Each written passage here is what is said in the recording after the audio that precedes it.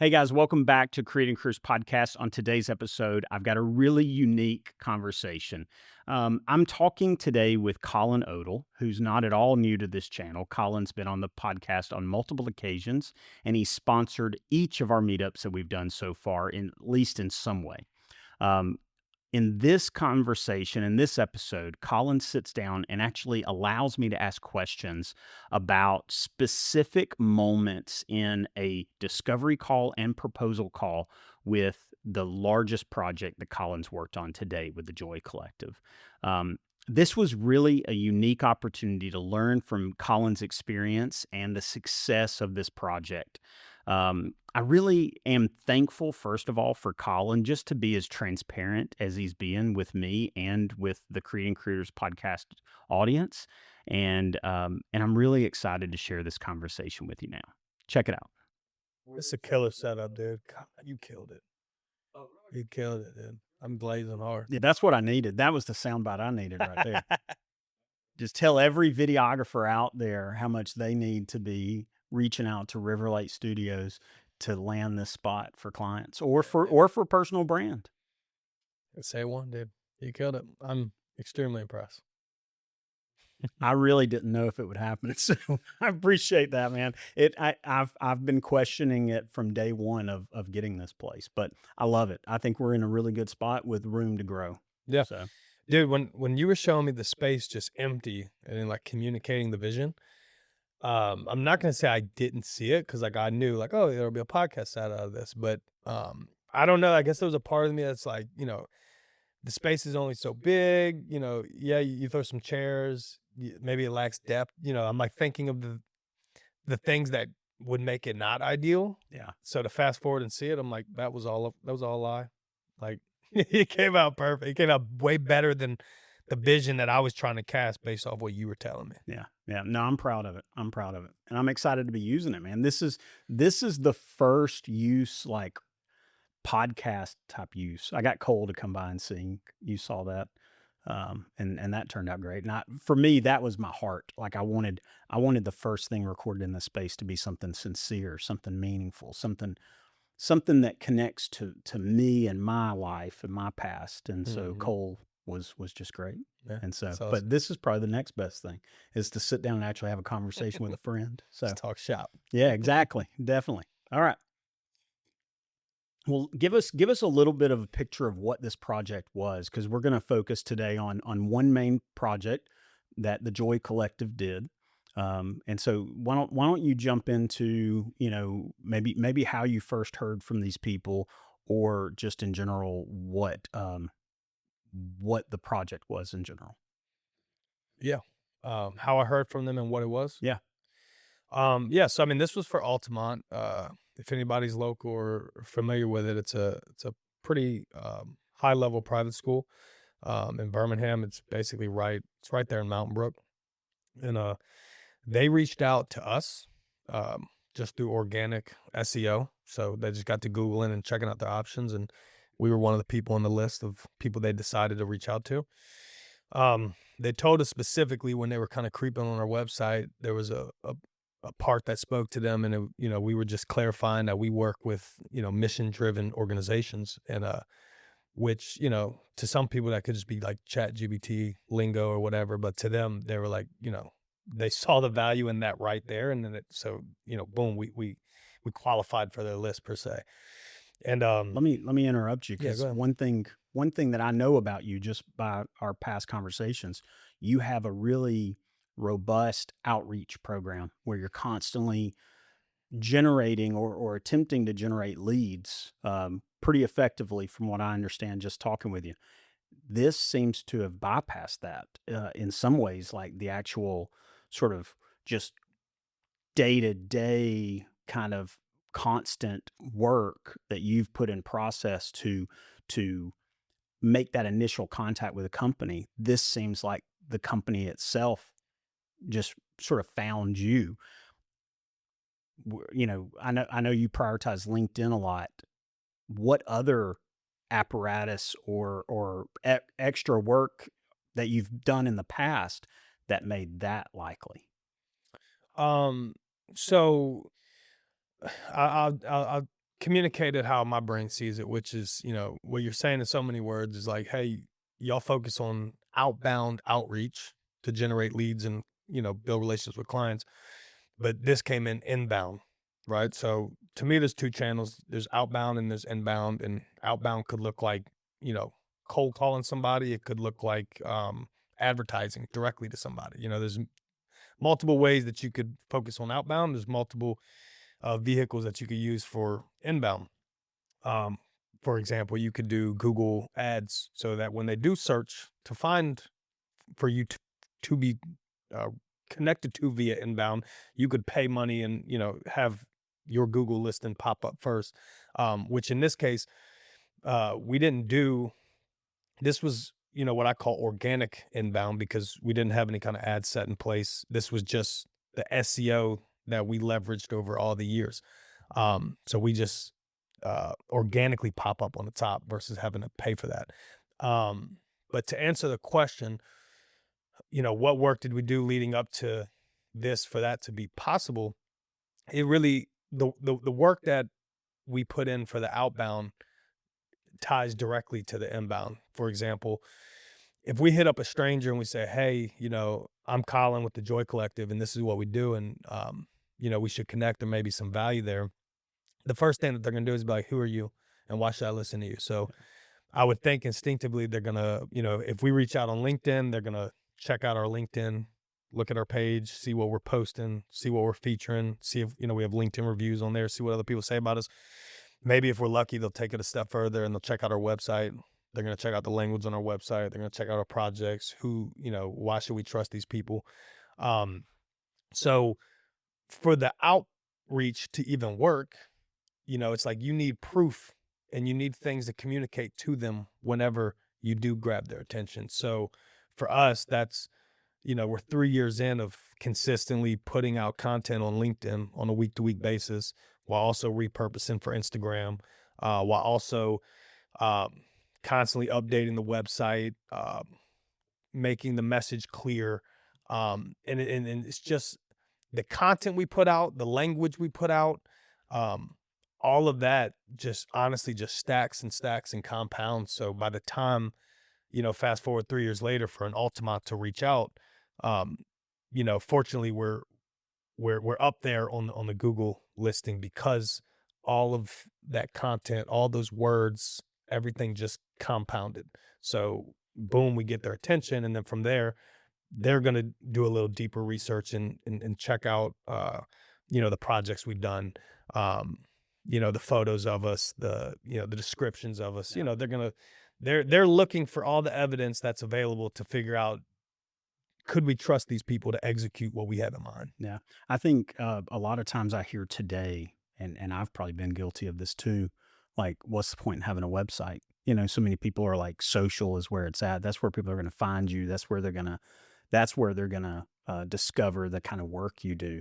But website is still so important, especially whenever we're talking about Google searches. And I know you do a big thing where you don't just have like a web page where people can see pictures and listing and pricing and that kind of stuff. You have a blog that you sort of keep going on there that is constantly those same words that people might search. That's going to make your website appear higher in Google. Also, just you have more than just a single page. You have pages on there, and again, sort of the copy that you've got on there, the words that you have on there, just reiterate not just what you do, but in a lot of ways, the clients that you're hoping to do more work with. 100%. The way I look at it is social media is very powerful, and for me, that's like lead nurturing. So this discovery happens in social media, but usually by the time they discover you, they don't just instantly say, "I want to buy something from you." Yeah. So they may kind of join the wave and follow along, and then throughout the year, the content that we're pushing out on a consistent basis, we're just warming them up and we're nurturing those leads, and however long it takes, they eventually build trust, and whenever that trust is developed and then they're ready, then they come to the website, and our website intentionally is just a full-blown funnel. So that funnel is just going to funnel them right to a direct call with us, and then from there, our process begins. Okay. All right. So in this case, today, what we want to look at is we've got some clips from your discovery call, and we also have clips from your uh, what's it called, the Proposal call. proposal call. So I want to take just a moment and sort of like look at this. But tell me, just talking to other video production companies or videographers, people that look at the Joy Collective and the success that you've found there, and like, man, I want to learn from this guy. What what is that initial discovery call feel like? What do you, especially in a with a client like this? What were your initial feelings? Um, if if I'm being transparent, when like I said, they came via organic inbound and then landed through our funnel, which is the website, and then filled out a lead form, and then it came to us, and then we set up the call. In the lead form, we strategically gather information so we know what we're getting into. Um, and just based off the lead form, I knew like this was a big opportunity. This was it was a solid budget. And there was a lot on the line per se, and I can kind of expound on that as we get into it. So naturally going into it, I mean, there's definitely a level of nerves. And honestly, any videographers or future video production owners, if they're watching this, like since day one when I had no clue what I was doing, all the way to now when I have reps for days, there's always like the nerves of a discovery call never really go away. Um, but they initially, but once you hop into the call, they go away because the framework that I use is, the first few minutes of the call, I'm just building rapport. So I'm just like catching a vibe with this person and just kind of being human to human, right? Rather than just jumping into like, what is it do you want from us, right? Um, and then once I kind of develop that rapport, then the nerves kind of go away, and then I can just kind of build clarity and jump into it and just ask all the right questions to figure out, what what what do we do? What is it that you're looking to do? What do you think you're looking to do? What problems do you think you're solving? And if I can poke holes or maybe create create more clarity on that for them, I'll do it in that opportunity. But I mean, a discovery call is just that. Like we want to ask a lot of questions and discover what's on your mind, where are you trying to go, and is this a good fit? Yeah, something that I'm hearing you say now, and I know just from reviewing the videos that you say often, is the word clarity. Clarity is, I mean, you've got to know, because I've recently dealt with this when a client is telling you this is what I want, but with no real details. That's a really hard place to, first of all, price. It's also a hard place to execute from when you have very little clarity or understanding of what the client needs or wants.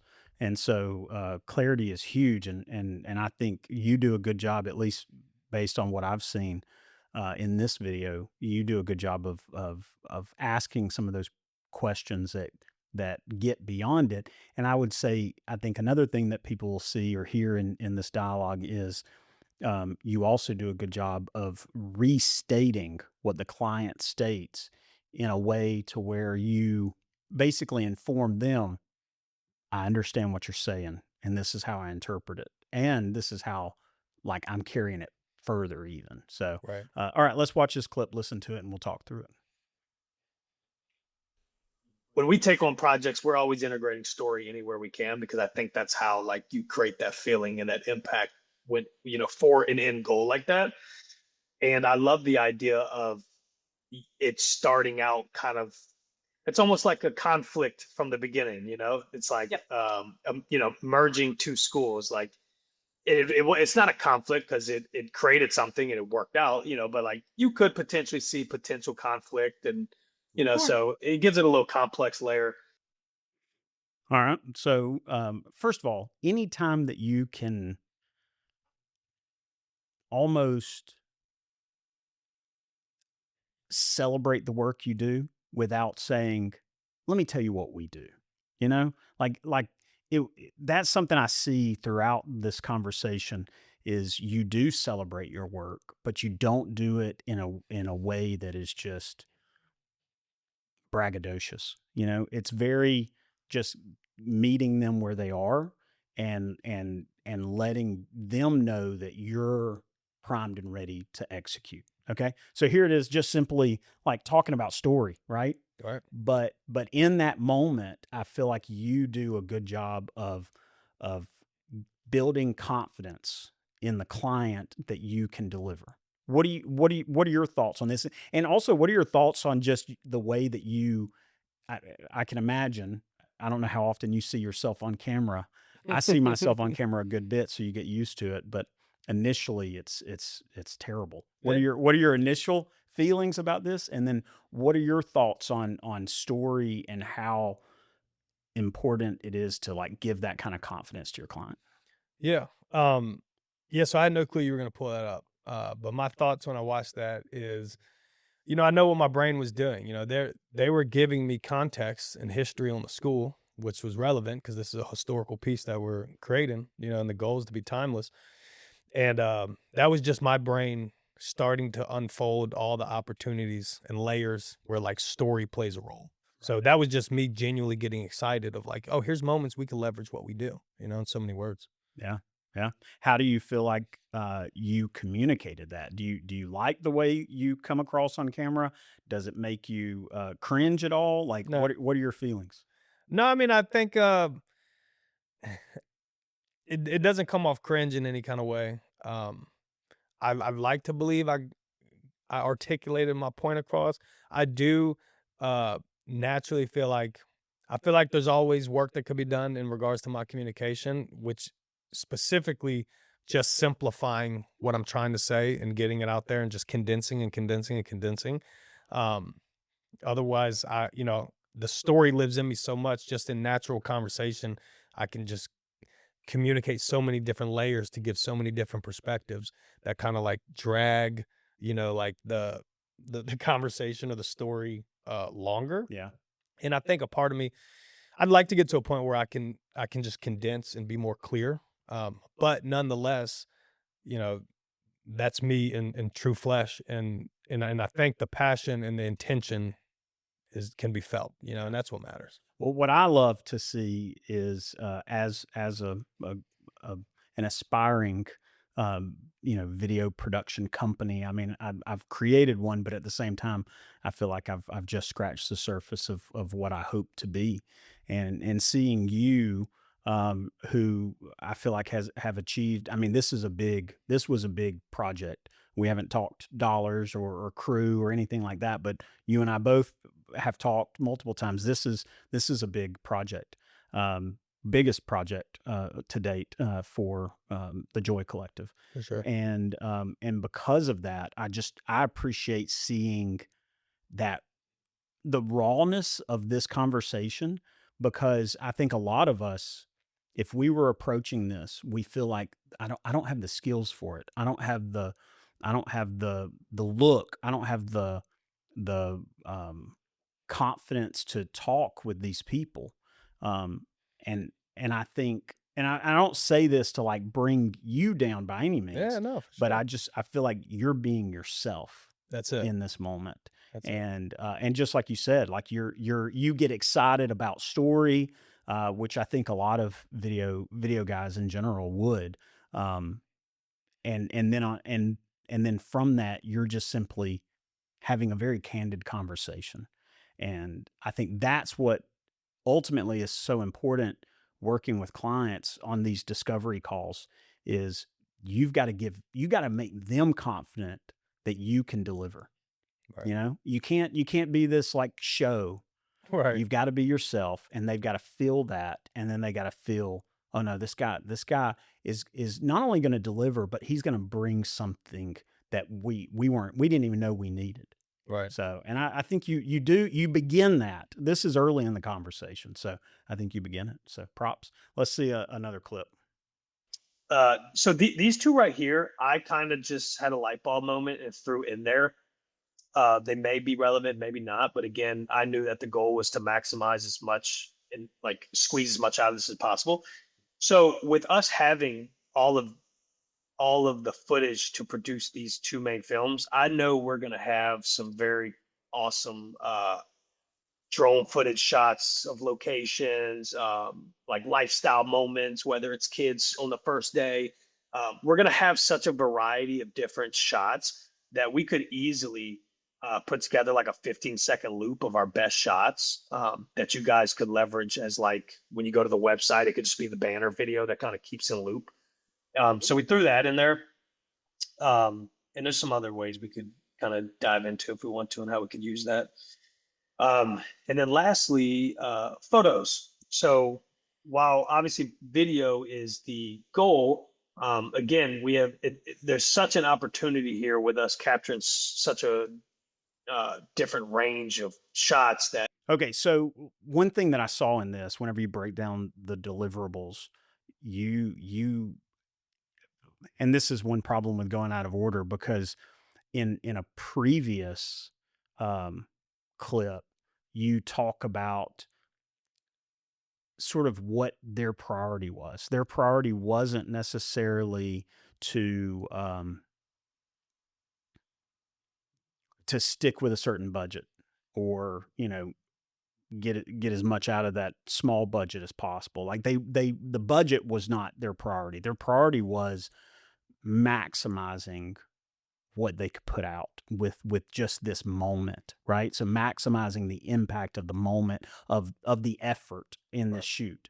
And with that, you ended up saying that, hey, I went ahead and added some more stuff with these deliverables than what you asked for because I thought, hey, this is going to be worth it to them. Right. And so it was that bringing more value to the conversation. So sort of talk about, and I'm probably doing way too much talking about it, but talk about like how confident you were to be able to basically expand that list. Yeah. And where did that confidence come from a little bit? Got it. So the confidence comes from the process, and the process is we're on a discovery call. So through this discovery call, I'm developing a relationship with you. I'm figuring out your goals and I'm figuring out, are we a good fit, right? So as we navigate through that, at a point we talk about budget. Now, if you give me a budget range, let's say your budget range is $30,000 to $50,000, that's great. It gives me some context to work with, but that's a broad range, right? So my next question in that process is going to ask, what do you prioritize them? Out of this discovery call, we talked about all these different goals.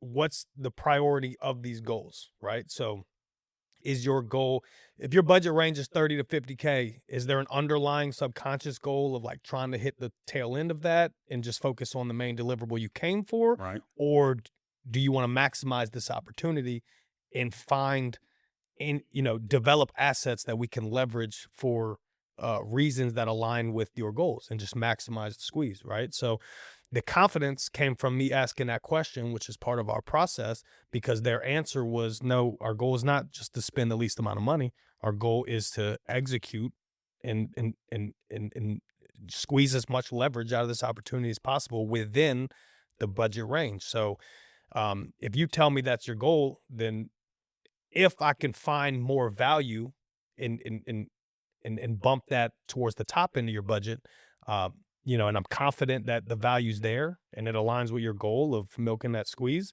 then that's exactly what I'm going to do. So that was just a in real time moment of me, kind of having a light bulb moment of saying, here's some other ways we could, repurpose this and leverage it. Yeah. You even said, I think in the conversation, maybe there was like almost like a question that you intended to ask but didn't, and it was more of like targeting that budget even more so, but you brought up to them like, I didn't ask that question, but I knew based on what you said elsewhere that your priority wasn't necessarily keep it within these lines, but it was more of maximizing this opportunity.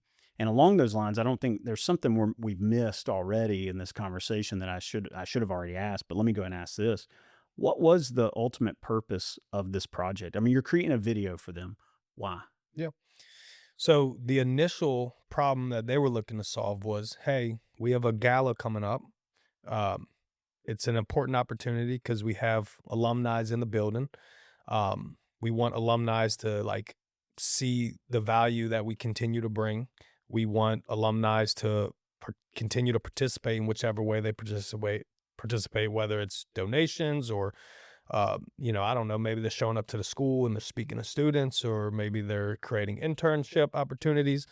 There's stakeholders in the building. And then there's just pure donors in the building. So you have this captive audience for this special moment, which is 50 years of celebration. Um, and the initial goal is we want to produce a film that's going to be able to speak to them in a way that by the end of the premiere of this film, it's going to make them do something. And in a perfect world, in that moment at that gala, for the sole purpose, they would feel something and then turn around and donate money, just transparently. That's like the initial goal. That'd be like a best case scenario. And I ask clients that, what is this video for? What do you want the person to do? Who are we targeting? Once we know that, okay, we've targeted them. What do you want them to do after they see this? And in this case specific, that was it. Now, the value we were able to provide beyond solving that problem was, through that discovery call, we find out that, you also have these open house days where you have these other captive audience, but these audience aren't alumni. This is purely people. This is just purely admission's sake. This is parents looking to bring their kids on board, and y'all do these a couple times a year. And then of course you have a website for inbound leads, just like we do. So building trust to convert them, AKA join the school, that's all part of their process as well. And I can identify that the same way I can identify it in our business. So we said, why don't we just leverage all of this dialogue and all of this footage and create a whole separate video asset, but we'll change the narrative in the audience, and we'll lean into admissions. So we can have a separate film that y'all can leverage as a tool year in, year out when you do these open houses and you speak to these parents. And when they go to the website, we'll insert that for that. So this, what they came for was a one-time moment for one gala, but we were able to also give them another asset that's just going to continue to work year in and year out. And then from there, of course, we live in 2026. So short form content and social media is still relevant. Like we were talking about earlier, you're nurturing leads. So again, let's leverage this footage. We generated a handful of short form deliverables for them to use for social. We communicated with them and aligned with what the theme of those talking points would be for a very specific reason, to nurture and build trust for a very specific audience. So we threw that in the mix. And then, as you saw referenced in that video, it was like, hey, we have so many beautiful shots. Let's just like make a 15-second loop for the website, So we, boom, do that again. And then of course you get done with all these videos and then you go, hey, we could grab like our best shots and create stills out of them. And then, maybe you could leverage that, whether it be for presentations of things or stills on the website or, montage of stills through social, so that was all encompassing the deliverables and the problems that we were able to solve beyond the initial problem they were looking to solve. But of course we accomplished that as well. Yeah. Tell me this. There's a balance, right, that you're walking, or a tightrope you're walking on, where you are trying to maximize the value for your client while also maximize the financial benefit to your business, For right? sure. Um, how in this situation, like, was that sort of an easy walk, or were there challenges associated with it, and what were some of those challenges? And if there were, like, how Navigate. did you navigate through that? No, that it wasn't challenging at all. And obviously you could see how that could be a slippery slope, trying to balance out bringing them value, but not upselling so much that they're like, hey, we didn't ask for all this. Right. Right. So again, that just goes back to having a strong process, having very intentional discovery calls. So, for us, it was easy because we talked in many layers and in full depth of, what is your goal here? What are we working with? What do we want to accomplish? And they made it very clear how much room we had to play in that in regards to, I'll just say it in simplest terms, it's upselling by technical, right? Yeah. Um, but it's easy to not get lost in that if the discovery call goes well, because we know how much room we have to play with. So then it's just on us to be very intentional in figuring out, okay, what can we add into this bucket that's not going to spill over, but will be of greatest greatest opportunity cost. What will give them the most value with the little bit of extra room we have to put in this bucket? Yeah. And when you have an in-depth discovery call and you have all that data collected from them, it's tedious, but it's easy to go back to the office and kind of weigh out all the options and figure out which one's going to be the most valuable for the client. Well, and I think in this case specifically, you did a really great job of not necessarily just upselling. Although, I mean, like you said, in our lingo, in our technical back office kind of talk, that's exactly what you did. But you did it in a way to where you you really brought more value to working with you, because you're like, not just simply am I here telling you what we're gonna do for you. I'm actually telling you things that you need or have the opportunity to collect that maybe you didn't even think of. Right. And again, that's that you're not just a company they're bringing in, you're a partner they're bringing in at that Right. point, because you're collaborating with them to make the final deliverables as not only good quality wise, but as useful and impactful as possible. Right. Well, we knew from the beginning through the call that, we were bidding on this project along with other people. So we were competing from the jump. So I could easily, been shook or had a scarce mindset and go, oh, let me just give them what they want and try to keep the cost down. Right. But I specifically asked them, hey, since you're going out and you're, bidding other people, what is it that you're looking for in the person that you're going to end up choosing? Right. That was one of the best questions that I thought you nailed in the discovery specifically. And one that I learned a lot from Yeah. is like, because they're shopping around, Right. and there's no harm in asking a question, especially one like that. I mean, if you start asking, tell me your bottom line, Yeah. that'll push people away. But when you're asking like, tell me a little bit of like what it is you're looking for in the the organization or partner that you plan to go Right. with. Well, because if they would have replied to that question and said, well, we're just looking for the person who's going to be able to, we're looking for our budget is X through Y, and we're going to value the most the person who's got the cheapest in that budget. And Right. if they say that, then I would have never turned around and said, oh, look, here's all the problems we could solve. Right. I would have just given them that. This is what you're Um, asking for. This is how much it costs. Exactly. Bottom line. But they specified, hey, we're looking to what we value and who we choose is going to be the person who can essentially solve the most problems within the budget that we have to work with. Yeah. So when it was time to put the proposal together, I'm not going to just stop with the one thing they asked for and be lazy about it. I'm going to reassess the whole conversation, and I'm going to bring as much value as I can possible that makes sense for both parties. And because that's specifically what they said they valued, it gave me the confidence to bring it right to the table. Yeah. And it worked out. I thought you nailed it. I thought it was a great question. It's an They important provided question. a great It's answer. a question it's a question that I make sure happens on every single discovery call. Yeah.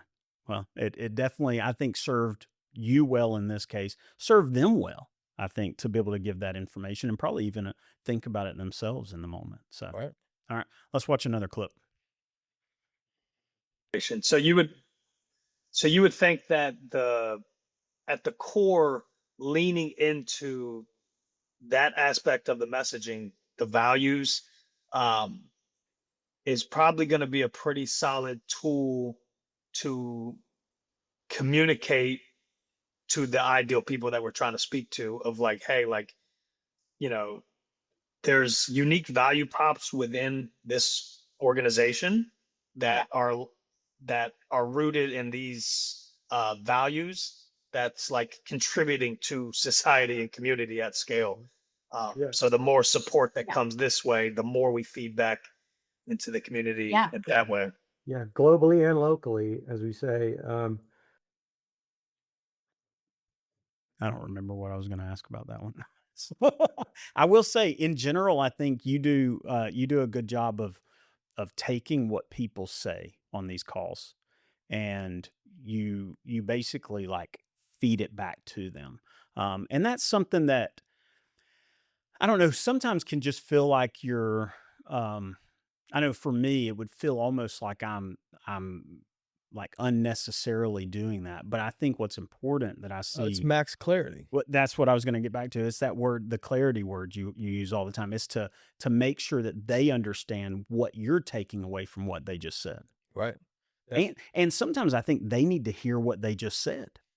100%, because it's me saying, "Hey, based on everything you said, does this sound like I'm fully aligned?" And then I might communicate it in a way that was maybe in a little more in depth. That they then sit back and recognize, yes, that's fully in alignment, but you expounded in a way that made it that kind of made me realize how important it was beyond what I initially thought. Yeah. Yeah. Well, and I think also you mentioned earlier the idea of trying to, you know, streamline it or maybe condense, these conversations. But I actually think, and I'm sure you would. This is probably why you haven't done it yet, and maybe Right. never will, is Right. because these conversations and the time you put in it, that is so instrumental in building the trust, building the relationship with a client. Not to mention the actual purpose of understanding and discovering and getting that clarity. Yeah. I mean, 100%. Like, think about it as a consumer, right? You consume podcasts, you produce podcasts. If you're going to sit down with somebody for 3 hours or if you're going to sit down with somebody for 30 minutes, you tell me which one you think, the output of it would be higher odds of like understanding either A, building trust, or maybe opposite, not building trust, because we did this dance long enough to figure out, are we a good fit or not? Yeah. You know? Yeah. I mean, I think any relationship takes time to build. And Exactly. if you're trying to be as minimal as possible, then you're probably building a pretty minimal relationship. I agree. So, all right, let's see another one. Hypothetically, once we have our group of people that we know we want to interview, and you guys go out and kind of curate them, um, from a logistical standpoint, do you think, uh, do you see or intuitively feel a possibility of like we could do schedule all the interviews on like one day at a specific location to where like we come in, we build production interview sets, and then we just like bring one person in, do the interview, bring the next person in, do the interview? Or is it like flexibility is not as open? We would want to probably realistically prepare for like doing it across X amount of days. I think just logistically, no matter which direction we go, we're going to have to bring in people for a day or two. We're going to get that as compressed as we can. Um, we've done a few video projects with external vendors, external organizations in recent years, highlighting students, and we just set them up in our theater, and they have all the lighting wherever they want to go. We've got a beautiful campus, so there are lots of opportunities. Obviously, the school day impacts those.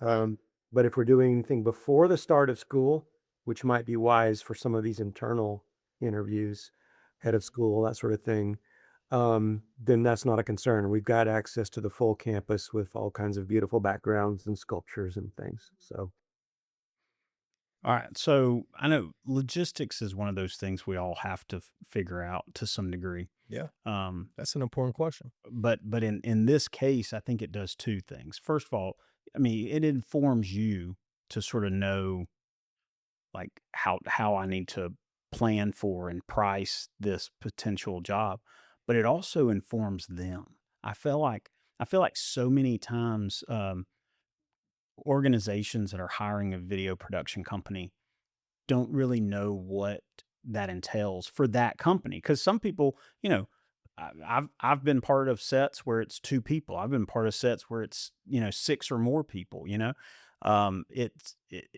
that scale can vary widely. Um, I think here you started painting a picture, and this is one of the first parts of this conversation where you do this. You start painting a picture of what a day on set may look like.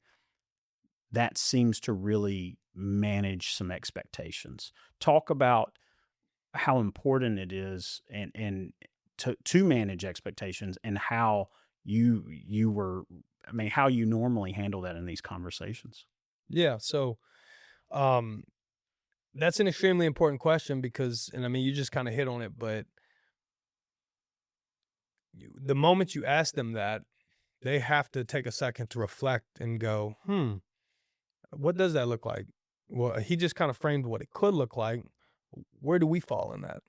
Oh no, I think we could definitely get everybody in on one day because we have this one day on a Wednesday where everybody's just sitting around. Or, oh no, we're too busy, locked in. The people we have involved in this, like we for sure gonna need about 4 or 5 different days, and that would just, I'm not optimistic that we could do it all in one day, right? Whichever way they lean, most of the time they probably haven't even thought that far Right. into it. So Yeah. you're bringing clarity around that, and then the beauty in that is their answer allows me to go back when I do the next step, which is put the proposal together. I can price accordingly because, you know, interviews for us is one of the most important aspects of building this out, alongside, capturing beautiful B-roll, of course. But the interview process is more labor intensive. It's more logistics and coordination around it. In this case, we did, interviews before the interviews. So we kind of had a relationship with all the people before we did the official interviews. And then I had a person, I call director of story, where his whole role was just only to have conversations with these people and extract this information. So, um, it's just a very important part of our process, but it's very labor intensive. So when it comes to pricing, there's a big swing if I need to have a crew of 6 and we're producing and interviewing for 5 days straight versus, oh no, we just do it on one day. Yeah. And when I have that clarity, I can cut that cost down tremendously. Yeah. What was the end up on, or what was the result of this? How'd How that play many? out? Yeah, like how many days did y'all end Yeah. up doing interviews? So we ended up doing, our goal was to get as many people done in one situation as possible.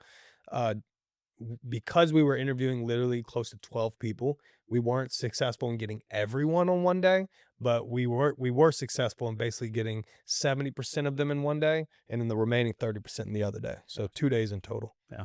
And how many crew did you show up with on those specific days? Um, it's a crew of about 6, 7. Yeah. Yeah. Yeah.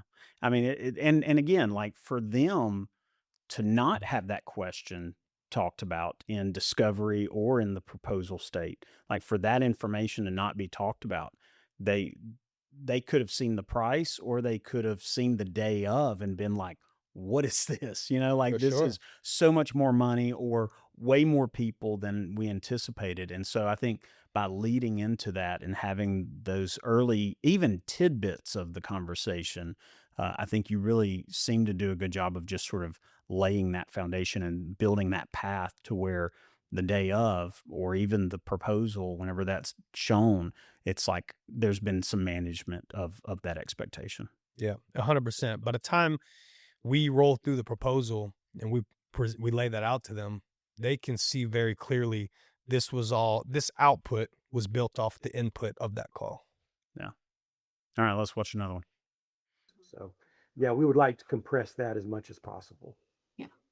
Awesome. Cool. And I always recommend that as well, if it is possible, because the obvious logic behind it is, the more days, the more people coming out, the higher my overhead, higher the end Oh, yeah. cost. Yeah. So this was actually further continuation of what we were just talking about, because you literally first you sort of build it up and sort of talk about, understand,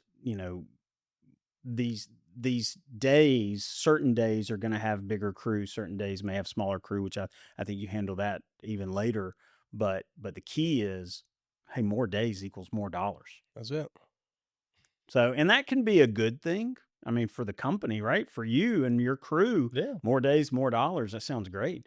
But for the client, that's more of a cost. That's more of an investment, and therefore there should be getting something out of that. I think managing that expectation is just really a challenging thing for a lot of people, especially whenever you first start having these kind of conversations. I agree. And the solution to managing that and navigating that, I can't emphasize it enough. It's having these calls and asking very thorough questions, as many questions possible. Ideally, every question should be very effective and not necessarily repetitive, but as you do it over and over, you'll navigate and figure out, oh, I didn't need to ask this question, or maybe I should have asked this question, but you can't run from the conversation. You can, but the odds of the end experience for the client and yourself being shaky is there because of not clarifying those expectations. Yeah. One thing that I noticed this all through it is the comfort you seem to have on these. I didn't see you get rattled at all. I mean, there were definitely times where you're thinking and maybe you're still processing what you're saying while you're beginning to say it. But in general, you come across very confident in in the questions as well as that reiterating what you're saying. How much of that do you feel like is like genuine, and how much of that do you have to like, almost put on for your client? No, I think, honestly, man, I think it's 100% genuine. And, if somebody asks you, hey, what do you spend the most of your time like in life doing? What would be the answer to that? With me? Yeah. Ooh, conversations. That's Okay. that's me. I mean, I talk to people. Conversations about what? Ooh. Right now, it seems like these kind of conversations. I have a lot of conversations with people about what they do. Um, I don't know if that's what you're looking for, but I do a lot of that. What is something you spend a large portion of your life doing on a regular for you? I think talking to people, but I don't know. I don't know. What are Okay, you where I'm looking going for? with that is Tell me that. I'm What are not you? really looking for anything, but talking's just a little broad. But like, if you spend all day, every day playing basketball, and then somebody Oh asks yeah, you to have an hour conversation about basketball, yeah. do you think that would be tough? I don't think it would. And when you ask, having these calls and processing it in real time, but remaining confident and comfortable, is how much of that's authentic? It's 100% authentic because this is what we do day in and day out. I got you. These calls are systematic. These calls have extreme intention. The intention of these calls are for the main benefit and value of the potential client, while also simultaneously trying to figure out, are we the best fit for them? And we take these calls and we build out systems and questions with intention to figure that out at the end of it. And then we do it over and over and over.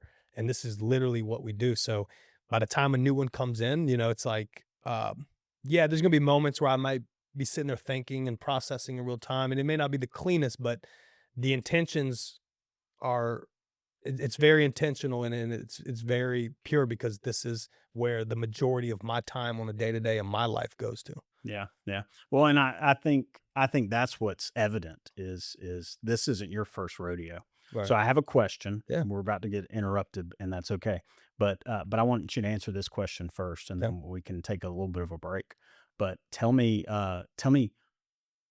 has that confidence always been there? What was it like whenever you first started having these conversations? No, it wasn't always there. I mean, I've always been naturally a talkative person, and if I'm talking about something I do a lot, I have a better chance of making it out alive, Yeah. right? So, um, but yeah, in the beginning, you sit down with these potential clients. It's early days, so you're trying to build something. You really want the work, so there's part of you, it's like, I don't want to mess this up. And maybe you're communicating with a marketing director for a company that you got imposter syndrome, and you're like, yo, this company's like really big, so let me not say the wrong thing. So overthinking things will be a natural a natural thing that'll happen in the beginning. And you just kind of navigate and build that comfort as time goes on, and you build those reps. But the best advice to hedge against that, even if you're in the early days, you're like, oh, forget it, I'm just gonna try it. Just design a framework around the conversation. So just know, all right, when I go in this conversation, the first 5 minutes, I'm literally just going to like not even talk about business. I just want to get to know this person, build the rapport. Once you do that, you feel like you've done that. All right, boom, let's hop into the project. Come prepared with questions related to the project. Yeah. If you don't have context on the project, intentionally design your lead form so that you can have context going into preparing for the call, and then just do it. Hey guys, let me take just a moment to thank our sponsor, AmFirst. I've shared before, but I'll share again. AmFirst has been my lifelong banking and savings credit union that I've used ever since I was 15 years old, and really even well before that, because all of my family, both of my grandparents, both sets of my grandparents, as well as my parents, all banked with AmFirst. I remember my dad taking me into the branch when I was 15 years old to open up my checking and savings account. And ever since then, I myself have banked always with AmFirst. When I met my wife, we were in high school, we dated. One of her first jobs was working at AmFirst as a float teller. She worked all over the Birmingham area, probably in many of your communities, as well as other family members I had that were employed. Some of my classmates' families were employed. It really has always been such a family there and has always been an integral part of Birmingham. AmFirst has a 90-year history of this type of involvement in families and in small businesses right here in Birmingham and beyond. Again, I'm so thankful to have a partner that is supporting this podcast and the stories that we're trying to tell, but also I'm thankful that this partner has gone well beyond this podcast in supporting the Birmingham area, the families, small businesses that exist here. So again, thank you, AmFirst, for your support. And now back to the conversation. Go ahead and let's play another video. Okay, great. I love that. So I've got noted down like 4 days specifically already that are like, hey, these days we have stuff going on, would be great to capture. Um, and I guess I'll just kind of like create a buffer for anything else that pops in. I'll ask of you that if y'all like continue to kind of navigate that calendar, if you find like, oh, we got this day too, didn't even mention it, like definitely communicate that to me. Yeah. Because again, when I go into proposal mode, I'm gonna try to like uh, I'm going to try to get as much clarity around how many production days we may be looking at or preparing for. In the worst case, I can kind of add like a buffer. Yeah. All right. Tell me about a buffer. What does that look like? And how do you feel like clients really take that? It is a hedge against what we call scope creep. So, hey, Colin, I was wondering if the Joy Collective can help produce this film for this reason, and it'll probably just take 3 days of filming. Okay, cool. So we price everything accordingly, and then you show up, and then, oh, well, this changed, and this happened, and then now it's 6 days of filming. And then now that's awkward, and it's like, hey, you know, what, now you have to figure out how to navigate that moment. Yeah. So do you backtrack and say, oh, you just, and it gets weird, and then now you feel entitled to more money, or, it's like, I don't want to experience any of that. So we're just going to communicate all that up front and create as much clarity as possible. And then, so if they seem 80% confident that, we could get it all done in 6 days, cool. To hedge against that 20%, we'll add a couple more days, and we'll say it'll be 8 to 9 days. Yeah. And then boom, we could take that information, create the proposal off of it. And if we can get it done quicker, awesome. But if something that pops up and it takes on the longer side, we were prepared for it. Yeah. Have you had many experiences where clients, once let me just ask it this way. What is the response of clients when they get that sort of like hedge that you're giving yourself, that wiggle room, so to speak? And I say give yourself, it's really giving them, yeah. The wiggle room. What's been their response, if any? Do they normally just take it and accept it and move on? Or do they end up saying, wait, especially in light of getting the final price, do you see them oftentimes like trying to narrow that? Yeah, it's it's a case by case situation. In a scenario like that, the client was pretty sure on how many days it would take based off the events, but there was a little bit of doubt. So me throwing, I'm bringing the solution of, hey, here's a buffer. They go, okay, that's a good solution.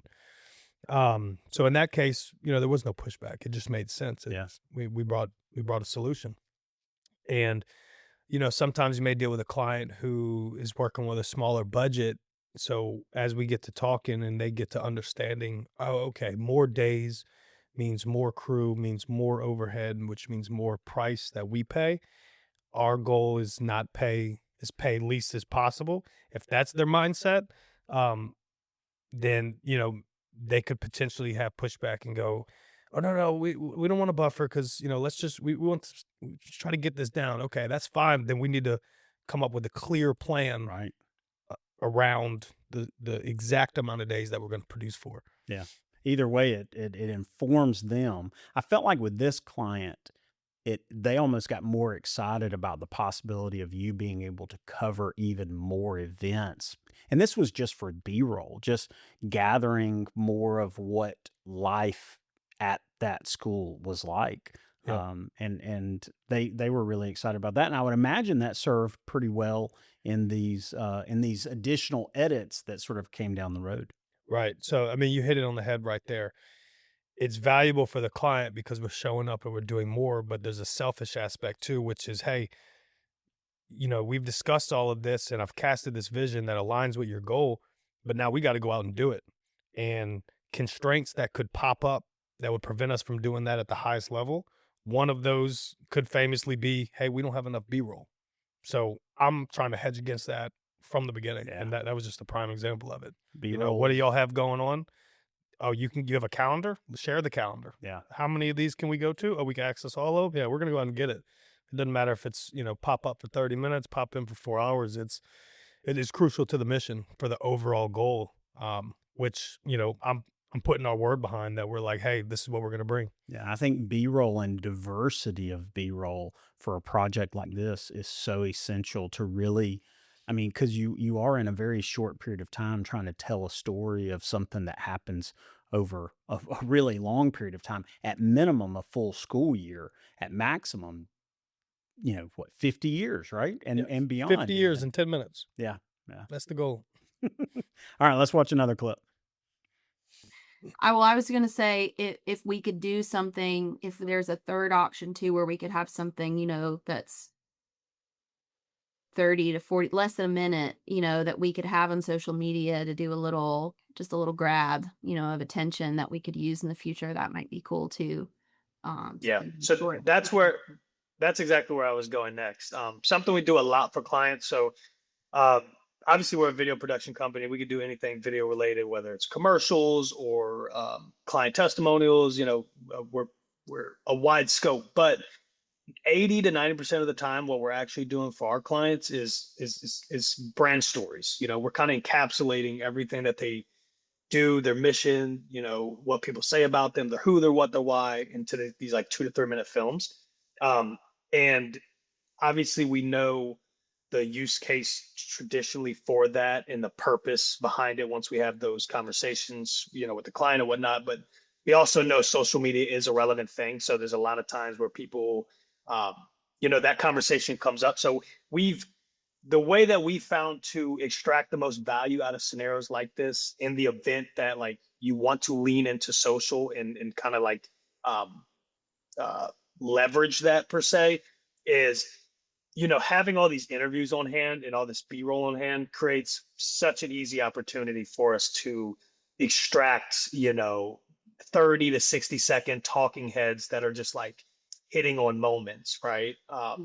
And we can even kind of frame the kind of moments we want to capture and build around those short form deliverables. So, let's say we have a client, they say, we want to do the brand film, but we also want 5 short form, vertical deliverables for ours to push out on social. Out of the 5, let's make 2 of them framed around recruiting, 2 of them framed around mission and values, and 1 of them framed around legacy, right? I mean, I'm just making this up, but Sure. that's the kind of offer model that we continue to do over and over again with our clients because it works. And then obviously we're charging additional in the overall proposal if that's what they want, but at the same time, they are saving a lot of money versus coming back out later and then trying to have to produce these short form deliverables. Instead, we know what we want to extract in the end, so we can, when we go out and we do those interviews and whatnot, we have all that context in mind, so we can make sure that we're setting everything up for what we need to take into the post production side. So it comes out at a lower cost in the grand scheme of things, but it takes a little more preparing and just knowing on the front end. So This was another one of those times where we could use the phrase or the term upsell.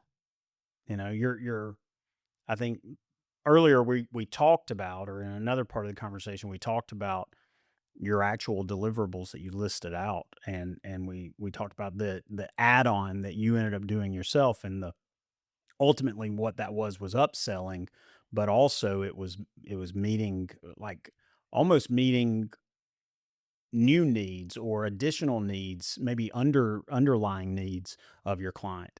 And I think in this part, you start during this discovery call, you start laying the foundation for that. Um, and in some ways, you let the client itself or themselves lead into that conversation.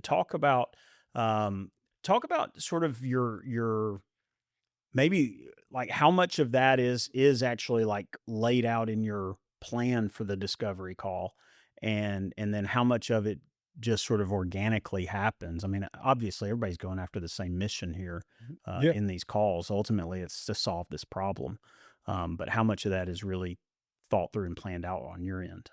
100% of it is. So, like I said, we're going into these calls with extreme intention. We're building frameworks around the intention.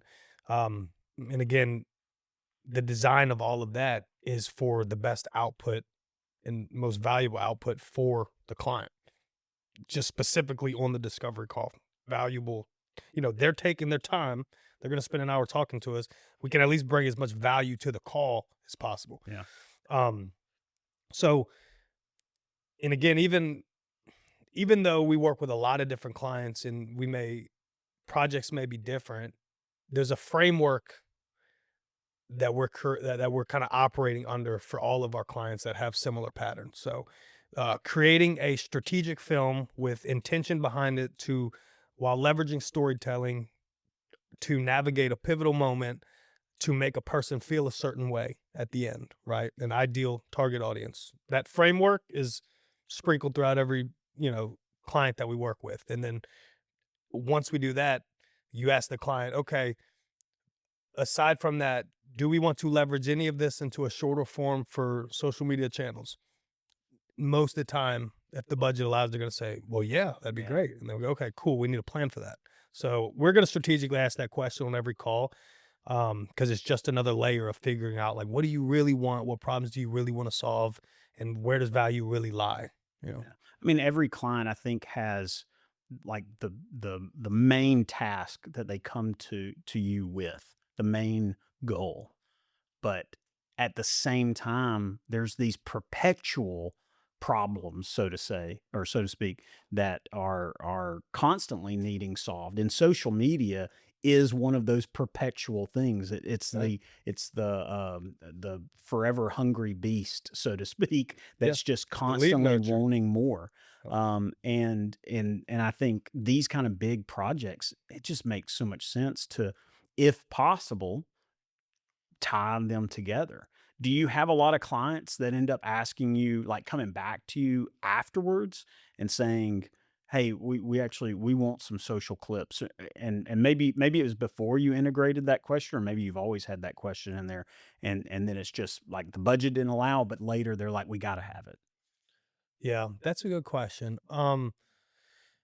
Honestly, I believe I've been implementing asking that specific question into my process since the beginning. So I don't think I've experienced a moment where maybe I failed to ask the question, so we solved a different problem, and then they came back saying, "Hey, can we solve this problem as well?" Yeah. Um, Do you have So yeah, that's not the most adventurous answer, but that has been implemented into our process since the beginning because I just know the value of social media content. And even though we're not an agency that's our sole purpose is to create your social media content on a month-to-month basis, we do have the ability to create some valuable assets for social channels in short form based, that we can extract from the films that we do create. Yeah. So Well, solving multiple problems at once. well, and I think ultimately it will save money because most of the time to add a line item like that to the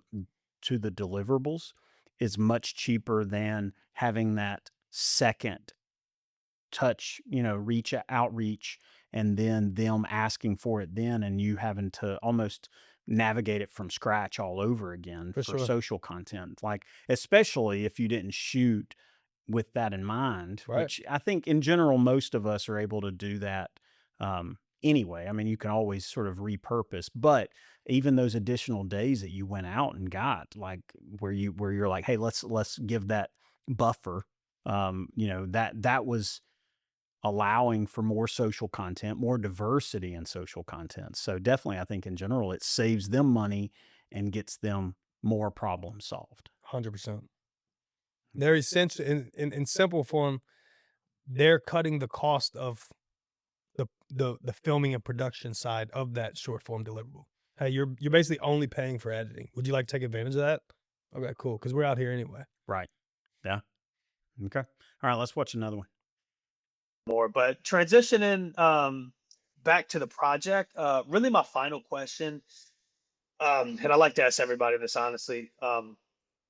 Knowing that y'all are like bidding this out and y'all are going through multiple options, is there anything specifically that y'all are looking for when making that decision?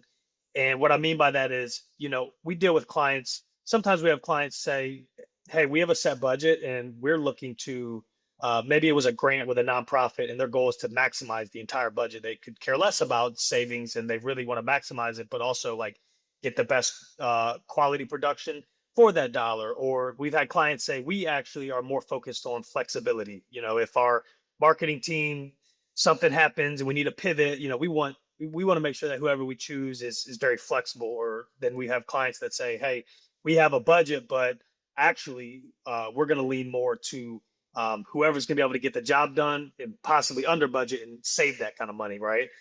So everybody has a different reason for who they're choosing, and I just like to ask to try to see if we align where we fit, or make sure that I can kind of draw this up in a way that kind of gives what y'all want. So this was something we sort of touched on earlier.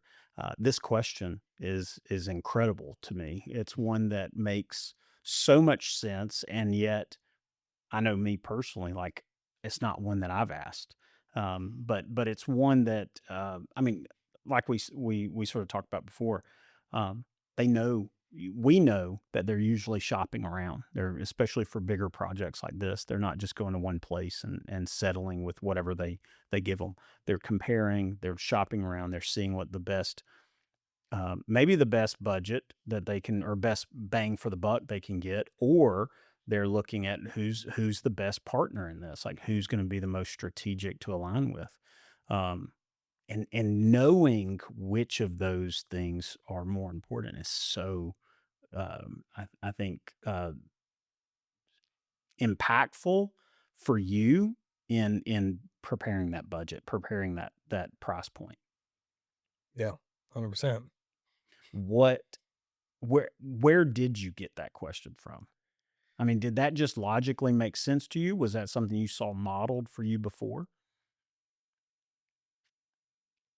It's too hard to remember all the way back then. Yeah, I mean it's been 3 years, but no, I'm trying to pinpoint. I'm just processing it. I believe I've got, you could call him somewhat of a sales mentor. Yeah. And his name's Adam. And I'm 80% positive that question came from just communicating with him. There's times where I'll take calls like that, record them, feed it to ChatGPT and be like, how'd I do? And then simultaneously like share it with other people that like run companies and maybe they do sales, or, people that get it. and I'll share it with them and just collect feedback. And I believe Adam was the one who kind of put that in my brain of like, if you know for a fact they're shopping around, like find out what they're looking for, Yeah. you know? And I was like, makes sense. And it's weird too, because you just said it yourself, like, oh, it makes sense, but I've never done it. That question and just simply asking what's your budget, for some reason in our world of like videographers or production company owners, those are like, we tiptoe around that naturally. Yeah. I don't know about you. I know I did in the beginning. I know a lot of people too. And I don't really know why, but um, those two are like the most important questions. Like, if I was have to prioritize, because there's so much context packed into those two questions. What is your budget? It's not, oh, how much money can I make? Right. There's complex layers to even that. We're running a business. We have overhead. We have costs. We have, like it's not even that simple. But how much are you willing to invest into this? Simply, can we go out and execute something at a level that we need to achieve the goal that you want with the size investment that you have? Without that context, it's like we can't really get too far. And then, back to this question is, hey, you're shopping around. What are you looking for that's going to make you go, oh, I'm going with this person? Yeah. What is it? Because when you tell me this, well, that context will let me know instantly, like, oh yeah, I'll be a great fit. I'll be a great fit for this. And here, let me present it and why. Or I might know instantly, like, oh yeah, this will not be a great fit for both of us. You should go check this person out because y'all might align more and that might be better suit for your situation. Wow. At the end of the day, I want to provide value, even if it's us not working together. And that's truth. I also think it tells you what ultimately is going to help them the most. Like even if it's like you were saying, if maybe it is somebody else, but I feel like it even helps you narrow down what services you're going to provide. Because maybe like we talked about before, maybe it is budget. Maybe whoever comes in the lowest is gonna be the one they choose. It's not necessarily at that point only about getting the job. At that point, it is like you're building the proposal and you're like, okay, they want the lowest price, so let me tailor the deliverables and the days that we provide them for gathering footage and B-roll and interviews. Maybe it's the crew size even. Let's tailor all of that to the low end of their budget so that we can help them get what they want, but also meet the budget that they're really hoping for. I think that question informs you of how to best serve the client. Yeah. Yeah, I agree. I mean, I throw a word around a lot, and these calls, these questions, the building out the proposal, presenting it to them, pitching it, trying to close the deal. All of that is like encompassed by like intention. And what I like to say, like, it's all very strategic, but strategy is just a fancy word for prioritizing. And then, so you made a face like, So if I'm very strategic, it just means I aligned on a direction. And in order for me to actually do that, I just have to remove things around. Narrow the scope. Right. And so it's like that's the goal. And the only way I can know what to remove is to collect as much information or data as possible. And it all roots back to these questions, these conversations. Because that's all we're trying to do here. We're trying to be as strategic as possible so that we can align with the client and their goal. So there's a shift that I see in, I'm going to use the term just video people. It's probably not a very technical term by any means, but I think there's a difference between a videographer, okay, I'm going to use that term, and a video production company. And I think I'm seeing with you what I'm seeing in this conversation. There's a clear break between the two, and it happens here first and foremost, and then I think you see it everywhere else. And the difference is, I'm not trying to make as much money as I can on this job, but I'm trying to provide as much value for this amount of money or whatever the budget is for my client, you know? And I think we all early on get caught up in, I want to make as much money as I can. But I think what I'm seeing from you is, the budget's already established, and you got a certain amount of overhead that you anticipate, and obviously, I'm sure there's a certain amount of profit that the Joy Collective hopes to collect. But that seems to be much not. I wouldn't even call it secondary. It seems to be even further down the line than that. What's primary is meeting the client's needs, and as part of that, meeting their budget or needs in the budget area as well. Yeah. I mean, that's you hit it on the head. I could like let that one breathe. I mean, that's factual. I don't know if you want me to expound or not, but you know, back in the day when it was just me and a camera, it was like, hey, I could film something cool, and then I would just like, try to collect.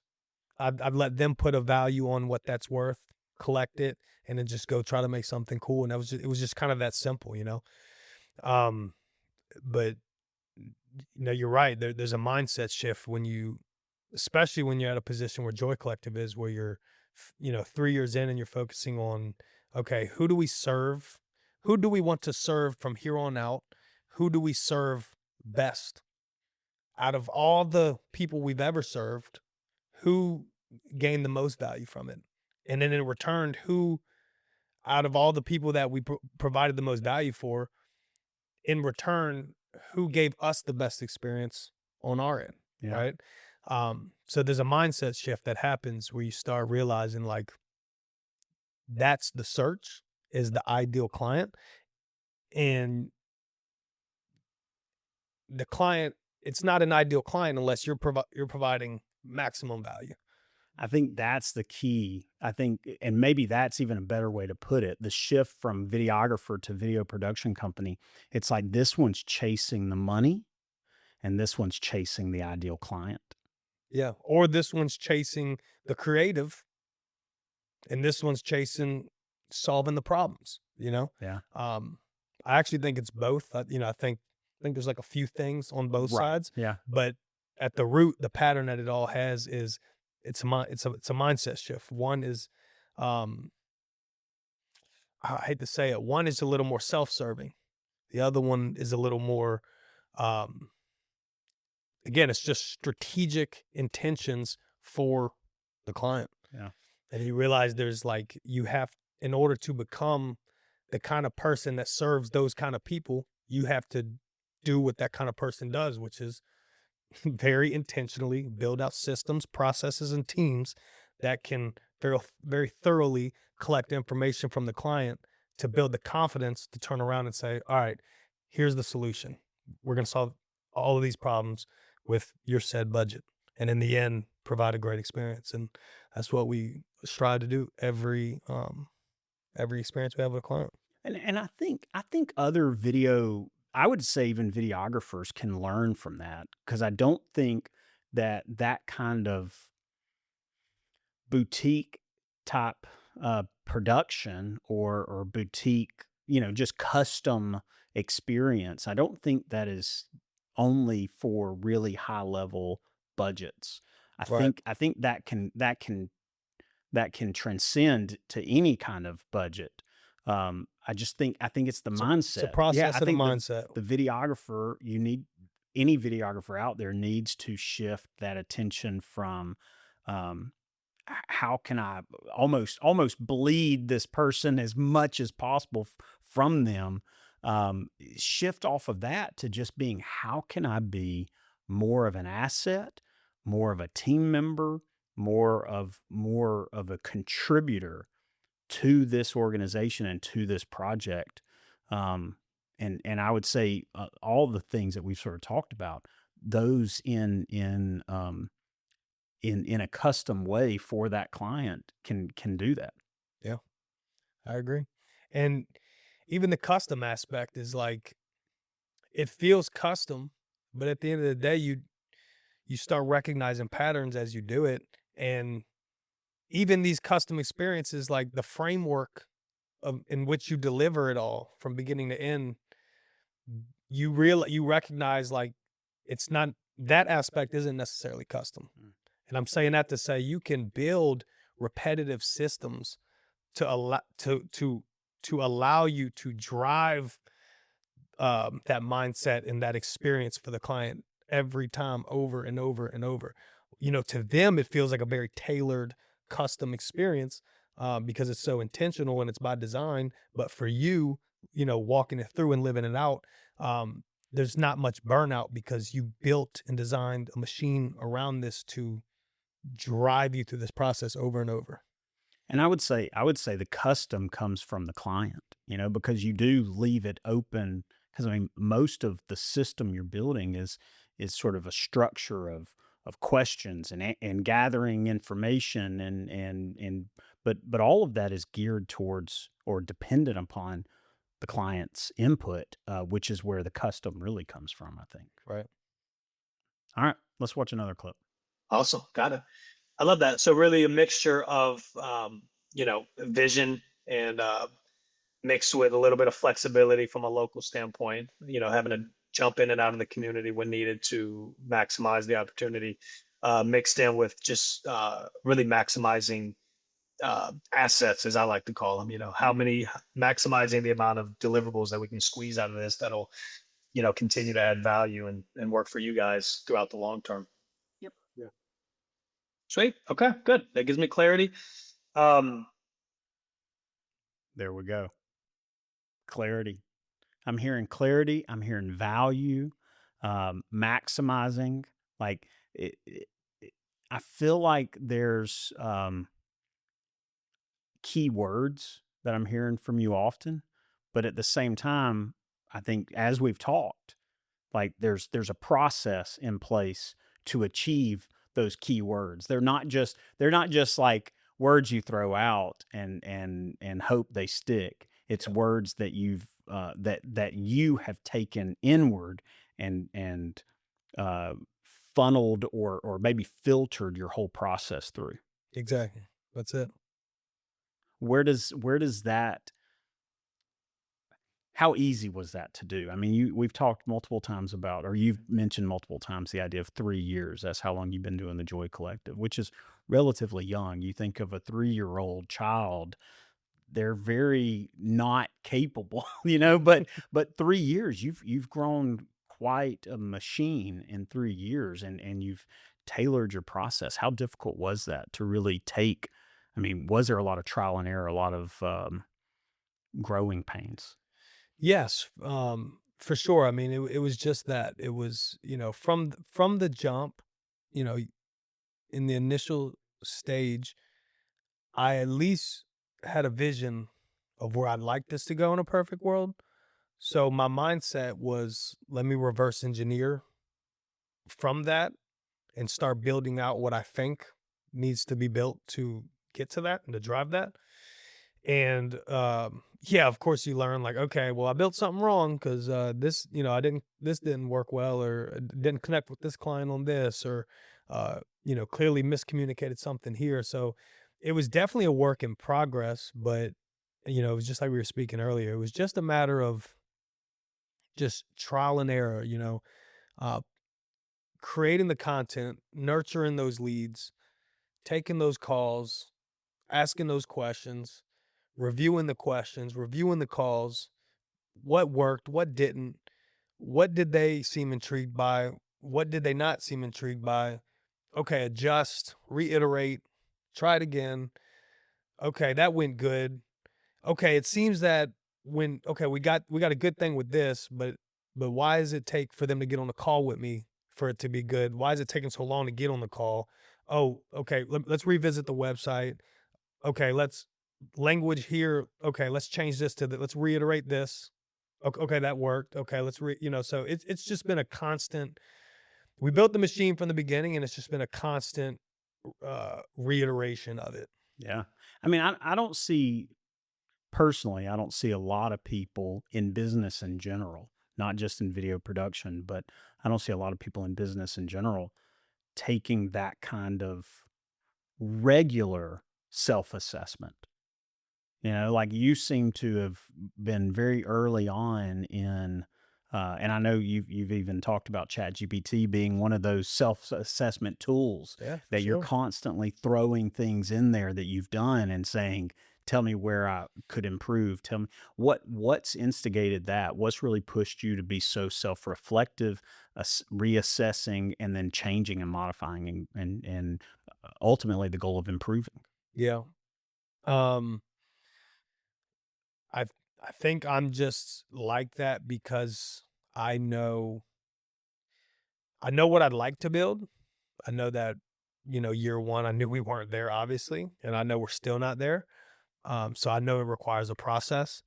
I know if I had all the answers and I was just perfect, we'd have did it in 90 days, but we didn't. So, it sounds kind of like sarcastic, but in a sense, it's just a natural instinct of like, hey, I understand business to a degree. I know where I have a thing, I have a value prop, I have a product market fit. I know how big I'd like to take this. Um, but I have to figure out who's the person that I need to become to build it, and then what do all the processes and iterations look like when building it.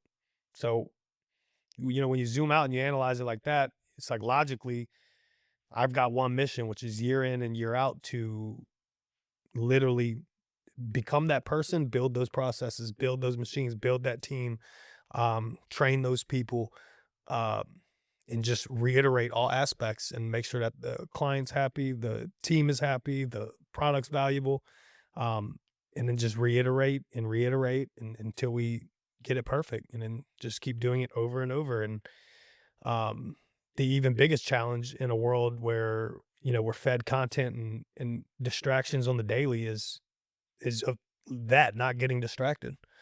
So, no. Yeah. All right. Let's watch another clip. About Well, how long do you think you will need to draw up a proposal for us? Um, I would I'd like to work on this today. So you know what we could do to make this to not leave this hanging. If you'd like to, we can schedule a proposal call at your convenience, like here before we get off. So if y'all say, I'll put my calendar up right now. Hey, go ahead and cut right Um, there. That's enough of this one. This was this. I mean, because I know you and I have talked about how important it is for you, or at least from what I understand, it's important to end this discovery call with a scheduled proposal call. Right. Because I know just based on the way that you do business and the way that in your experience in business, it's best to go ahead and get that lined up, and not just send a proposal, but deliver a proposal. Right. Um, and I love this moment because and it happened earlier too with a few other questions, but the client themselves teed it up for you. Literally, And I was watching. I didn't mean to no, cut go you off, ahead. but I was watching that, and all I was thinking was, "Oh, she in real time reminded me to do my job." Because literally, it's like, you know what? Here's what we'll do: book a meeting from a meeting. Yeah. That's literally an acronym, BAM fam. And I got that from Alex Ramosi. And it was something that we tested and iterated. And then there was moments where it was like, yeah, okay, maybe it's doing too much. Maybe this could just be emailed and then like they'll get back to us. So then I like pulled away from it, tried that, and it just became very clear in the results. Like, you know what? Every time we follow that acronym and we book the meeting from the meeting, aka schedule the proposal call, the conversion rate of closing that deal goes up every time. Yeah. So Yeah. Well, it was so two things. The fact that she brought it up for you is incredible. I mean, again, everyone's heading the same direction. right. Just sometimes you have to like, you know, nudge or even pull a client in moving at the pace that is more ideal, or even in a direction that's a little bit more ideal.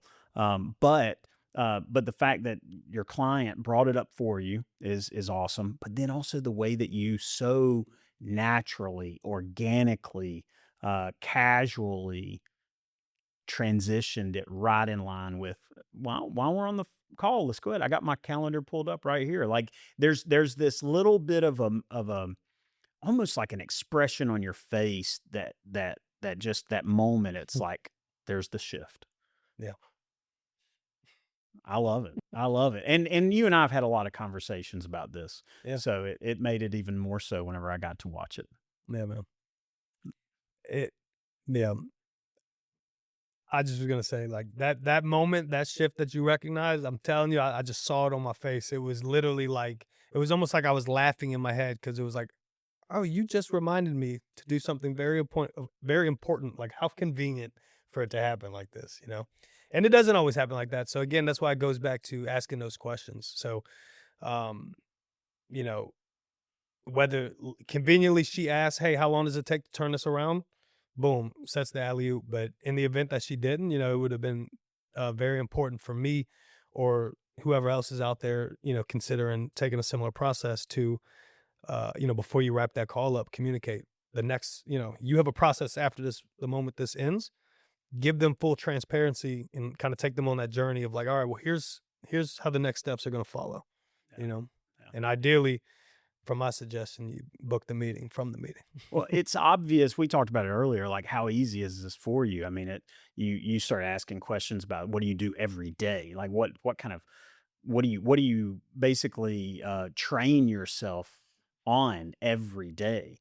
And this is something that you do consistently over and over again. Get on these kind of calls, and you can feel it in moments like this where, like, the questions, maybe at one point you had like something up on your screen that you were reading along and reminding yourself. Now it's just who you are. Yeah. It's like you can't help having a conversation without some of these kind of the verbiage, the questions, the direction. Yeah, 100%. You hit on the head. Got to get those reps in. That's it. That's it. Unfortunately for me, it's like the storytelling aspect is like, I can't turn it off, whether I'm communicating with you, a client, a friend, my wife, like, I'm going to expound on so many layers or ask so many questions for very specific reasons to then follow up. So, for me, I'm blessed to say that that's, just kind of in a way that I've been made, but, it took a while to be able to identify that and go, you know what, this is a strength that I can lean in during these processes. Definitely.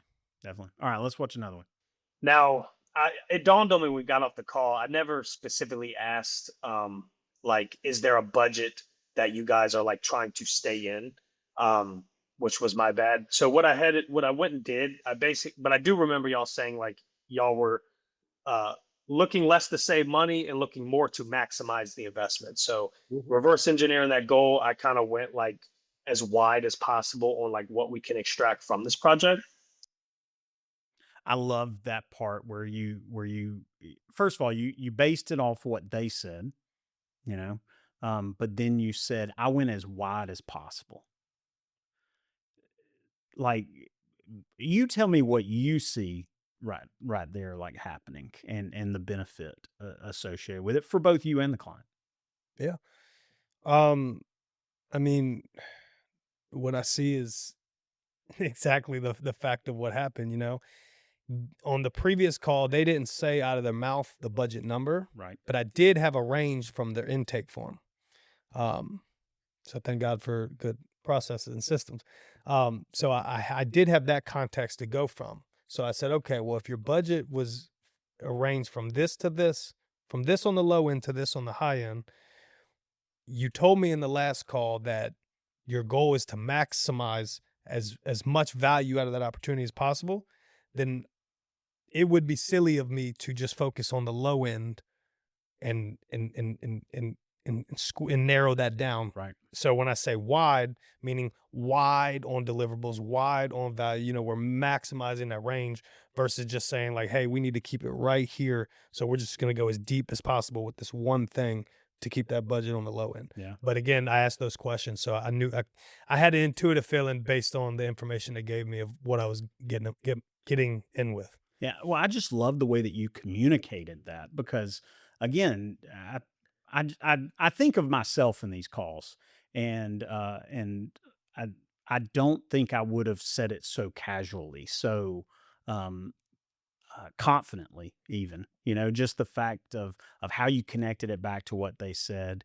I almost wish I could, and that's sort of what this conversation's about, is how can I get in Colin's head to figure out, Yeah. what he was thinking during this time. But I almost wish I could get in your head during your building your proposal to see how that part came about. Like, especially when you started saying to yourself, like, how wide can I go or how narrow should I stay?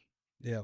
Well, my brain, when I went into that mode after the first call, my brain was, okay, I'm in a competition to win this bid. I know they have X range of a budget, and I know that this isn't the client that's just looking for the cheapest bid.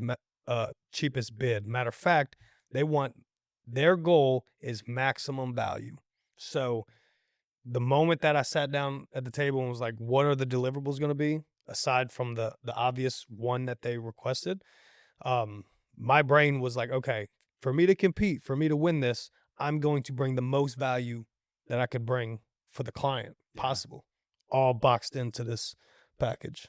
Obviously, there's a line where, you don't burn the team out and you're just kind of doing too much and you're giving too much away. But you just, from experience, you just know where that is, Yeah. And I think it's important to acknowledge the fact that you were working with a substantial budget on this project. I mean, this client was, like we've already said, this was your biggest project to date. And so they didn't come in with a small budget. Smaller budgets definitely narrow the sort of scope of deliverables as well as the days and all that for you to some degree. So, no disrespect to those that are like myself that work with smaller budgets in this, but at the same time, even in those smaller budgets, figuring out how to provide your client with more value is ultimately the goal. And I think, again, as I hit my mic, it's that shift from how can I make the most money versus how can I provide as much value for my client. Right. Because if you could provide the most value that you can for the client, you're going to be rewarded that in return. Yeah. So it's a win-win. Yeah. And chasing those kind of clients that are more ideal is a almost better use of your energy than just simply chasing, here's this opportunity, let me maximize the profit I can make from it. Yeah, I agree strongly. And big budget, small budget, it's all relative, right? Like I know guys that would consider, our biggest project to date was low budget to them. Yeah. So it's all relative, but at the end of the day, we just recognize that all money's not good money, and that kind of means something different for everybody.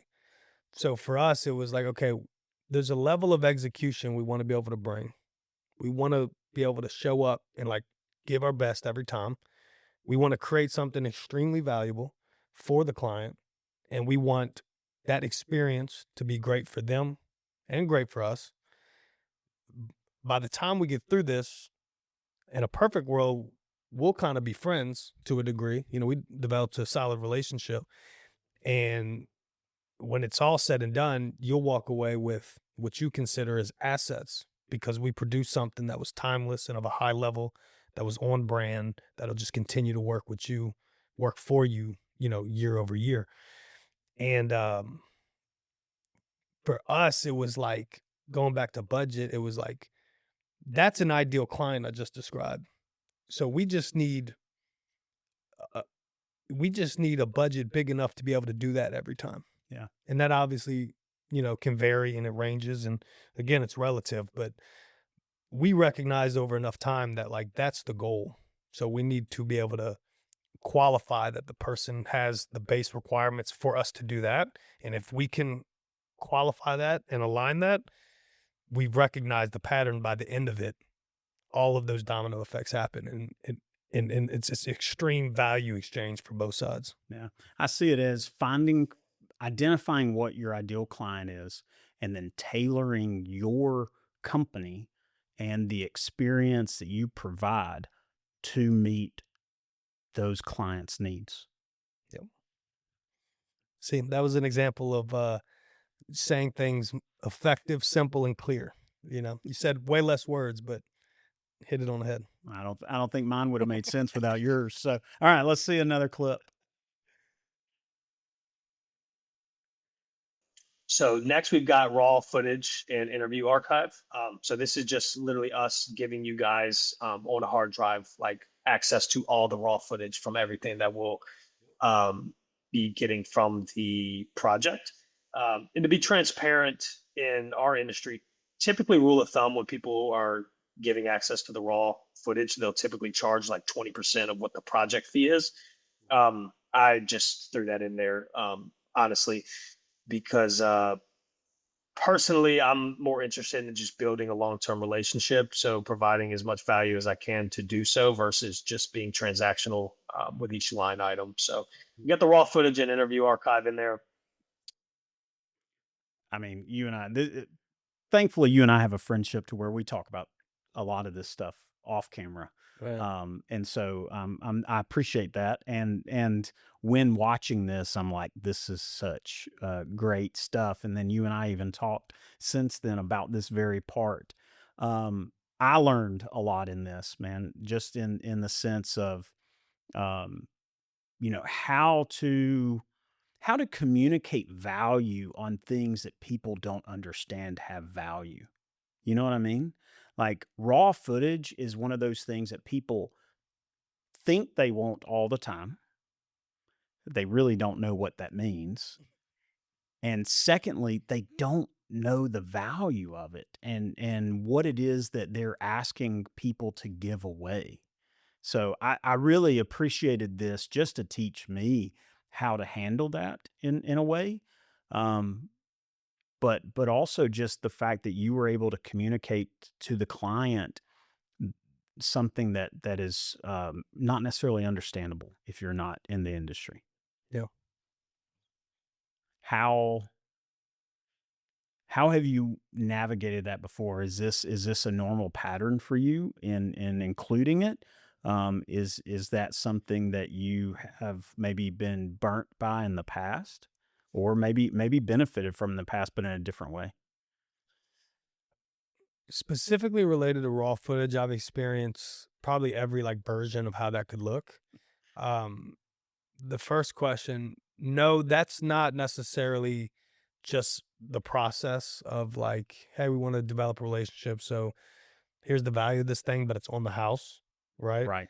Yeah. For this client specifically, it was like, hey, it's a healthy budget. We're going to create something really cool. This is a huge, it's a great client. It's a great relationship to have moving forward. To me, it was a no-brainer. I really wanted that project. It was, I was excited from the original call, and I think it even showed in the end product. Yeah. So for that sake, that was, the approach on that. And, but I've had clients to where they say they don't, and because that's part of the discovery call too, is bringing that up, hey, because they might have an internal team and they just have an entitled expectation that we're not going to bring it up, but at the end of this, they're going to give us all Right. the raw Yeah. footage because It's our an team, assumption. we're going to repurpose this 1,000 ways year in and year out. Even though they don't even know how to convert it to Rec 709 to use because of how we produced it, which we Right. could have changed if we communicated on the front end. So like I've experienced that. And then I've experienced clients coming back and saying, hey, is this included? And then I go, no. And then, we end up working out a deal in exchange to where they do pay an additional fee for it. So I forgot the original question, but nonetheless, I've experienced kind of like every which way that can go. And I personally, I find out on the front end if they want it, and then I kind of assess the situation before I decide, you know, how are we going to approach this? Where are we going to land in regards to pricing that? I think it's just an important piece of a conversation because, again, going back to I'd say this is the word of Colin Odle, clarity, right? Like you got to have clarity on this stuff, and if you don't talk about it, then there is no clarity because everyone's got in their own head what they think, and then there's all these assumptions, and the assumptions are usually never right. So Right. you got to have the conversation because you want to have the clarity so that there's no misunderstanding or un, unknown expectations that end up becoming disappointments and pain points. Pain points, yeah, and you want to you don't want your client to experience any friction throughout the entire process whatsoever. In a perfect world, you want them to get to the end and be like, "Wow, it was so great." I feel like I partnered with them. Yeah. They were able to. There was so much involved that I didn't realize, and they just took the load and they just like handled it. Like that's what we strive for every time. So, I've just found just dumping on the front end and just communicating and drawing those lines and gathering that information. It is truly the setup for a smooth ride. Nice. All right, let's watch another clip. For deliverables, what's any thoughts on that? No, it's a very rich package. It's everything we asked for and some other new ideas, which is great. Awesome, sweet. I love the client's reaction. That's a rich package. That is a great. I mean, you want something like that, right? I mean, you wouldn't want like either that's too much or that's exactly what we asked for, or Yeah, that's just what we asked for. That's almost under delivering at that point. If you just say that's exactly what we asked for, right. I agree. I it's a agree. missed opportunity. I agree. So, well, I don't even think we need to talk much more about that just because of the fact that I think we've already laid the foundation as to why you do this and the fact that this client and what they've communicated, showed you that they really wanted what you ended up giving them. Yep. But just the fact that the client had like the perfect reaction was really good. I think if my slides are right, I think we're about to go into the reaction of the budget. Before we talk about that or before we watch that, what I mean, here you are, you're about to go to the next slide, which correct me if I'm wrong, is probably the biggest amount that you've put out there to a client. It may not be. Maybe you've had other clients you've given a price as big or bigger. What was your gut feeling at this point? What were the nerves like? What was the confidence like? Yeah. No. Um.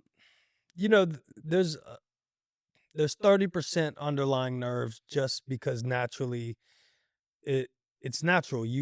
You're bidding on something. It's a dope project. It's a dope client. You really want to do it. Like, yo, if I get this, like, I know where we're gonna take it. In return, like they're gonna be super happy. In return, we're gonna be able to like share this to the world and talk about it like we're doing right now. So because of my ability to just naturally envision all of that at the very early start, Yeah. yeah, there's like a 30% kind of base nervousness. In regards to like the specific price, I wasn't stressing it because again, I had that clarity up front. Hey, our budget range is X to Y. Here's what we value. Boom. What I'm about to tell you, this number is in full alignment to the information you gave me. So therefore, I have no reason not to be confident. Yeah. Yeah. I mean, I think you've mentioned the word over and over again, but your process definitely sets you up for success in these kind of conversations. Not that you always end up nailing it or the client ends up, understanding it exactly how you hope they do or that they just sign on the dotted line, right? Right. But it's effective when it needs to be and it's paid the bills so far and it's produced some really positive experiences for clients. Yeah. I mean, Man, I'd like to believe any like successful business of any sort, whether it's regardless of what industry, um, whether it's the Ritz Carlton or a video production company or Amazon. I mean, processes are what create incredible businesses. Yeah. So without it, you're just kind of on the wing every time. You're kind of winging it, and your team's kind of winging it every time. And maybe you could wing it pretty good, um, but you think of McDonald's. Every time you go, the fries are going to taste the same every time.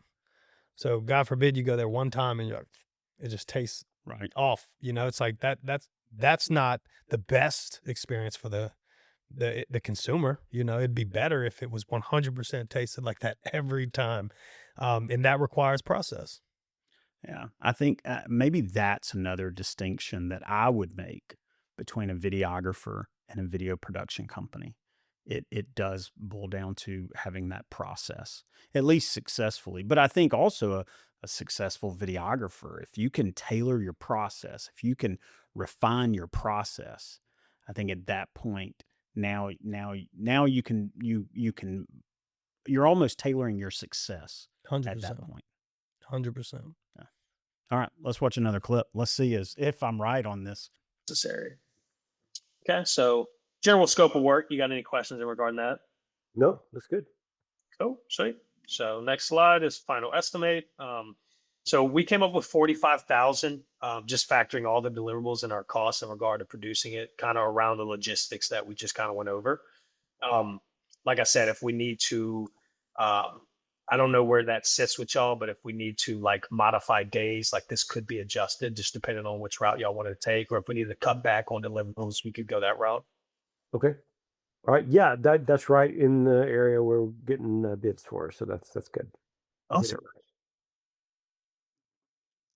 You can't ask for much better of a reaction than that. Not like you don't want that, like that's exactly what I want, or that's what I was hoping for, or whoa, that's a lot. You really want that reaction of that was in line with what I was expecting or what we've gotten from others. Um, uh, First of all, let me say this. Thank you for being as candid with me and in this video as you are. I mean, you and I've benefited a lot from your friendship and your willingness to just open the back door of your business and just sort of let me see how you work. So I appreciate that, and this is part of that too. The fact that you let me see this number, the fact that you let me see this conversation, I appreciate it. I know I've benefited from it, and I think others will as well. Yeah. Yeah. I mean, it's no problem, dude. There's nothing to be gate kept. At the end of the day, like, a business is a framework. There's processes involved. There's common patterns in all different industries and all different businesses. We have YouTube. There's so much information you can gain. I've consumed and absorbed so much and kind of filtered through good info, bad info. So if I can kind of, share what I've got going on or what I'm attempting at based on the good info that I did take and pass it to the next person and maybe save them some time from going through maybe some of the bad info, then I'm always game to return that favor. And I love this, dude. I love what we do. I love what we're building, and I absolutely love sharing and talking about it. And that's just the God honest truth. Well, in this case, and we'll sort of wrap up with this, but what I see here is I don't see you simply sharing a price or throwing a number out there. I see you like curating and building a package, um, from the very beginning of this conversation. I'm sure it goes way beyond that, even in all the stuff we talked about that you've worked hard on to get a client to even find you. Um, to now you finally delivering that, like you have laid a foundation, you have built a structure to where that client isn't shocked, they're not sticker shocked. um they're they've been, I mean, you've tailored that amount to them, you've tailored the overall deliverables to them, and now you're just simply laying it out there. That's it. And that call is just nothing more than a framework that reminds them of like, hey, based on all the information you gave me, just wanted to remind you that like this is our objectives and that we're aligned. Here's what we're gonna put together and the reason why, based on the info you gave me. Um, and here's what that entire process is gonna look like. If you zoom out, and then from a cost wise, this is what it takes to do that. Is that valuable to you? And then you just ask the question and shut up. I like it. I like it. I appreciate you sitting down with me and talking to me about this today, man. This was Yeah, man, great. of course. Appreciate you having me.